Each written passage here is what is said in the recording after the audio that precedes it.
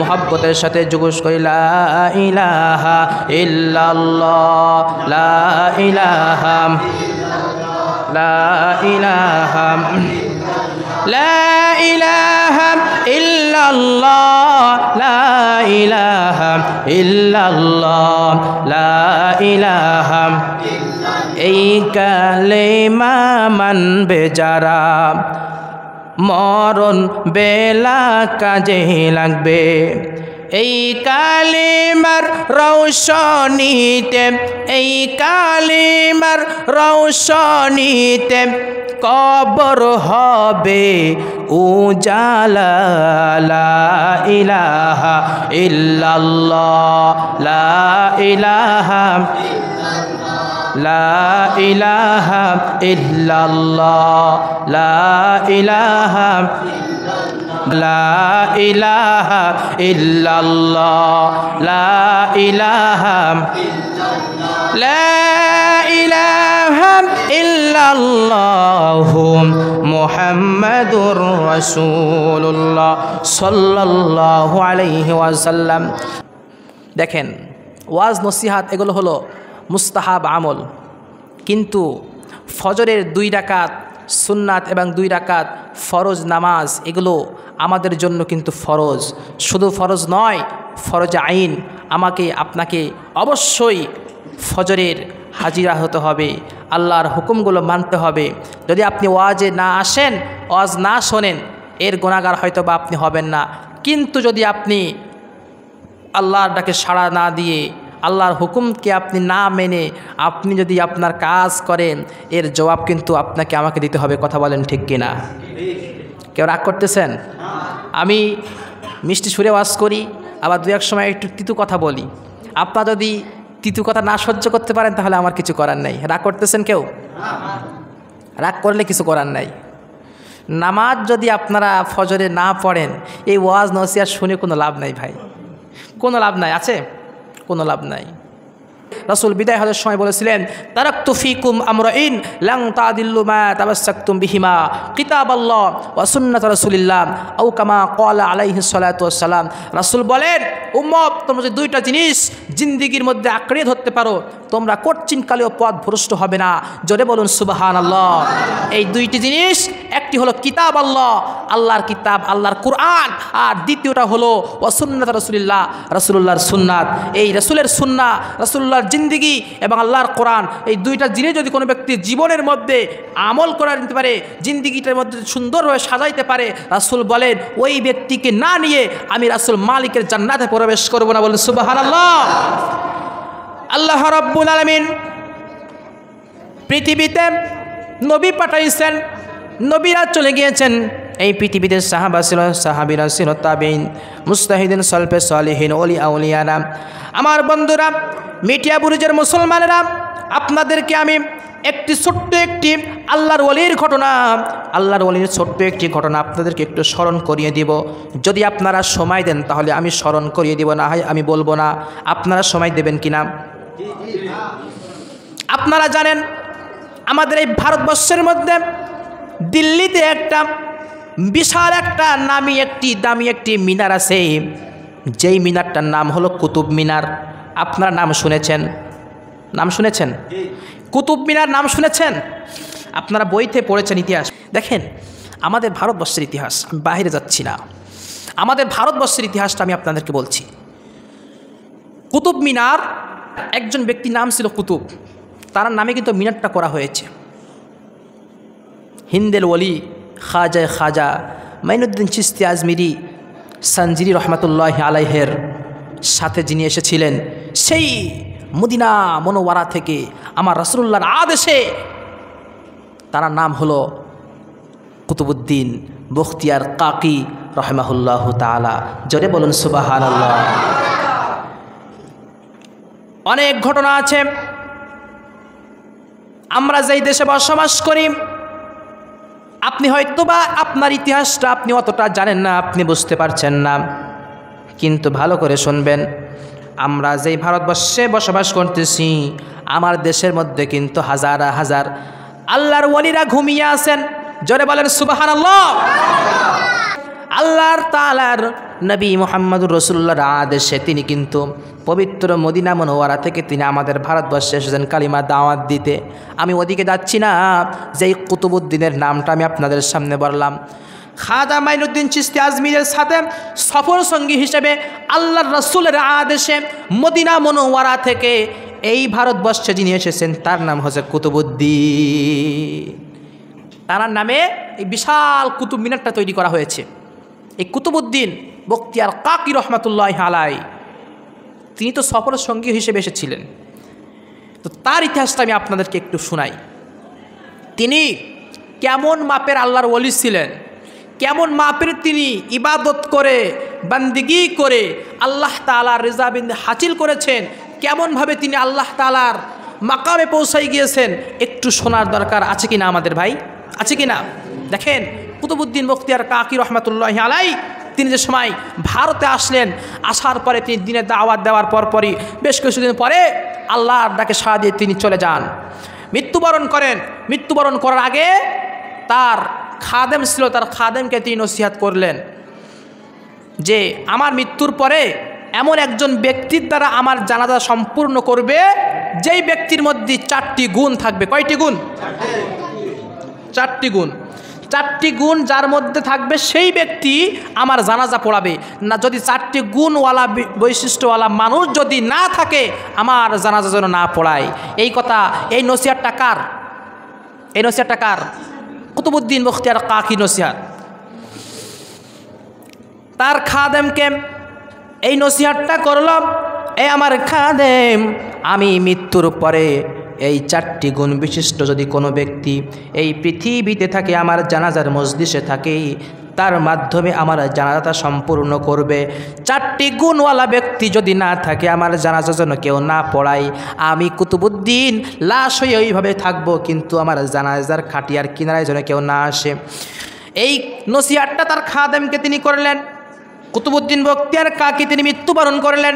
মৃত্যুবরণ করার পরে কুতুবউদ্দিন বখতিয়ার কাকির নসিহত মোতাবেক তার খাদেম একজন আল্লাহর ওলি মারা গিয়েছেন। হাজার হাজার ভারতবর্ষের বিভিন্ন জায়গায় নিউজ চলে গিয়েছেন। হাজার হাজার মানুষেরা, আলেমরা, তলবে এলেমরা সবাই কাতারবদ্ধ হয়ে সারি সারি তারা ময়দানের দিকে চলে আসতেছে। কিতাবের মধ্যে আসছে ময়দানে মানুষ আর মানুষ, সব আলেমরা ভরে গিয়েছে কুতুবউদ্দিনের জানাজায়। কুতুবউদ্দিনের জানাজার খাটিয়াটা সামনে রাখিয়া খাদেম চিৎকার দিয়ে বলতেছে, 4টি গুণওয়ালা বিশিষ্ট ব্যক্তি যদি কেউ থাকো, আসো গো, আসো আসো, কুতুবউদ্দিনের জানাজাটা সম্পূর্ণ করে দাও। কারণ রহমাতুল লিল আলামিনের হাদিস, মাইয়াত মৃত্যুবরণ করার পরে যত দ্রুত সম্ভব তাকে কবরস্থ করতে হবে। মাইয়াত যদি মৃত্যুবরণ করার পরে বেশিক্ষণ দুনিয়ায় রাখা হয়, মাটির ওপরে রাখা হয়, তাহলে মাইয়াতকে কষ্ট হয়।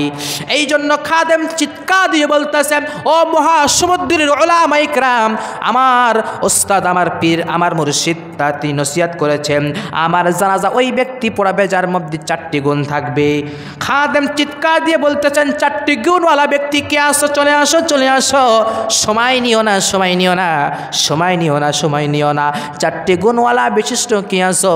এই কথা বলার পরে ময়দান থেকে যেন মানুষ আরেকজনের দিকে তাকাতাকি করতেছে। এই 4টি গুণের মধ্যে প্রথম নাম্বার গুণটা ছিল, আল্লাহর ওলির প্রথম নসিহতটা ছিল, আসরের যেই ফরজ নামাজ আমরা পড়ি বাবা, এই আসরের ফরজ নামাজের আগে আরও 4 রাকাত সুন্নাত আছে, যেই সুন্নাত পড়লে সওয়াব, না পড়লে কোনো গুনাহ নাই। এই 4 রাকাত সুন্নাত নামাজ বালেগ হওয়ার পর থেকে যেই ব্যক্তির কোনো দিন ছুটি নাই, ওই ব্যক্তি যেন আমার জানাজা পড়ায়। কে আসো, কে আসো, এ মহাসমুদ্রের উলামা ইকরাম, আসো আসো, জলদি করে আসো, জলদি করে আসো। খাদেম চিৎকার দিয়ে বলতেছেন, কে আসো? বালেগ হওয়ার পর থেকে আসরের 4 রাকাত সুন্নাত নামাজের, আসরের 4 রাকাত ফরজ নামাজের আগে যেই 4 রাকাত সুন্নাত আছে, পড়লে সব, না পড়লে কোনো গুনাহ নাই। কে আসো, কে আসো, জীবনে ছুটি নাই, আসো আসো। খাদেম চিৎকার দিয়ে বলতেছেন, প্রথম নাম্বার ওসিয়াত। ময়দান ঠান্ডা হয়ে গিয়েছে, কেউ আসে না, কেউ আসে না, কেউ আসে না। খাদেম খাদেম দ্বিতীয় নাম্বার ওসিয়াতের কথা চিৎকার দিয়ে বলতেছেন, এ মহাসমুদ্রের উলামায়ে কিরাম শুনে নাও, আসো আসো আসো, খাদেম আমি তার খাদেম, হুজুর আমার দ্বিতীয় নাম্বার ওসিয়াত করেছে, বালেক হওয়ার পর থেকে আজ পর্যন্ত কোনো দিন এই মুখ থেকে মিথ্যা কথা বলি নাই, জীবনে মিথ্যা কথা বলি নাই, কে আসো জলদি করে চলে আসো। খাদেম চিৎকার দিয়ে বলতেছেন, মিথ্যা কথা জীবনে বলো নাই, কে আসো জলদি করে চলে আসো। কিতাবের মধ্যে আসছে খাদেম চিৎকার দিয়ে এরকমভাবে ডাক দিচ্ছেন, কিন্তু সমুদ্রের মহাসমুদ্রের উলামায়ে কিরাম একজন ব্যক্তিও সামনে আর আসছে না। খাদেম এইবার তৃতীয় নাম্বার ওসিয়াত বলতেছেন, এই মহাসমুদ্রের উলামায়ে কিরাম শোনো। হুজুরের নসিহত ছিল, যেই ব্যক্তি দুইটা চোখ দ্বারা কোনো দিন বেগানা কোনো নারীকে দেখিনি, বালেক হওয়ার পর থেকে, এ মহাসমুদ্রের উলামায়ে কিরাম কে আসো জলদি করে চলে আসো চলে আসো চলে আসো। কিতাবের মধ্যে আসছে এই গুণ বলা মাত্র পুরা ময়দান ঠান্ডা হয়ে গিয়েছে, ময়দান থেকে আর কেউ আসে না। হাদিস শরীফের মধ্যে আসছে আল্লাহ রসুল বলেন, আমার যে উম্মত নফল ইবাদতের দিকে বেশি বেশি আমল করবে, নফল ইবাদতের মাধ্যমে কিয়ামতের কঠিন ময়দানে আসমানের রব আল্লাহ তাআলা আমার উম্মতদেরকে নিয়ে জান্নাতের মেহমান বানাবে। জোরে বলুন সুবহানাল্লাহ। খাদেম বলতেছেন, কে আছো? তিনটা গুণ বললাম, কেউ নাই। চতুর্থ নাম্বার গুণ, খাদেম চিৎকার দিয়ে বলতেছেন, কে আছো? যেই ব্যক্তি জীবনে কোনো দিন বালেগ হওয়ার পর থেকে তাহাজ্জুদের নামাজ কাজা হয়নি, জোরে বলুন সুবহানাল্লাহ।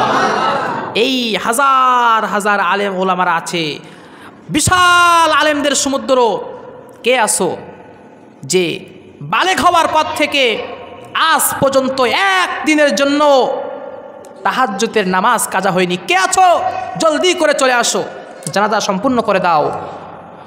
কুতুবউদ্দিন আল্লাহর ডাকে সাড়া দিয়েছেন, তার দেহটা তিনি মাটিতে পড়ে আছেন, খাটিয়ায় শোয়ানো আছে, অনেক কষ্ট হচ্ছে, কে আছো জলদি করে চলে আসো। খাদেম একের পর এক ডাক দিচ্ছেন, চারটি গুণওয়ালা ব্যক্তি, কে আছো জলদি করে চলে আসো। যেই ব্যক্তি জীবনে একদম মিথ্যা কথা বলেনি বালেগ হওয়ার পর থেকে, যেই ব্যক্তি জীবনে কোনো দিন আসরের 4 রাকাত ফরজ নামাজের আগে আরও 4 রাকাত সুন্নাত আছে, পড়লে সওয়াব, না পড়লে গোনা নাই, কে আসো একদিনও ছাড়ুনি চলে আসো। তৃতীয় নাম্বার গুণ, জীবনে কোনো দিন 2 চোখ দ্বারা কোনো বেগানা নারীর দিকে তাকাওনি, কে আসো জলদি করে চলে আসো। চতুর্থ নাম্বার গুণ, জীবনে কোনো দিন মিথ্যা কথা বলো নাই, তাহাজ্জুদ নামাজ কাজা হয়নি, কে আছো জলদি করে চলে আসো। পুরা ময়দান ঠান্ডা হয়ে আছে, এইরকম গুণ বিশিষ্ট ব্যক্তি আর কে থাকতে পারে?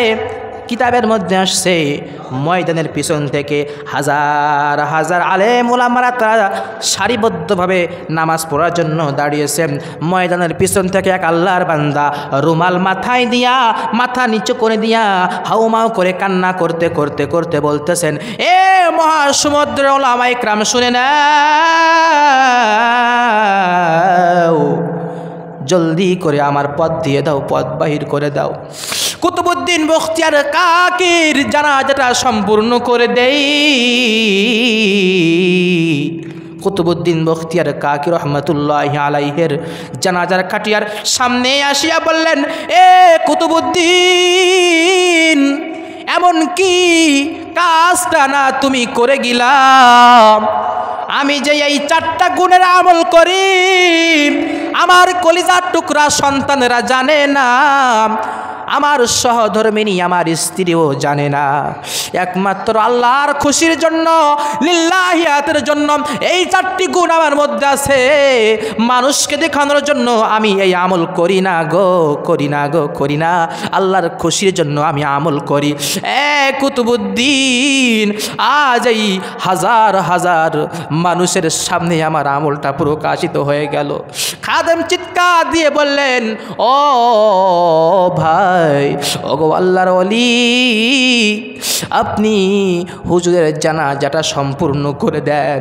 জানাজা সম্পূর্ণ করে দেয়, কিতাব প্রমাণ করে দেয়, ইতিহাস প্রমাণ করে দেয়, এমন সুফি দরবেশ ব্যক্তি আমার এই ভারতবর্ষে আসিল। সুবহানাল্লাহ।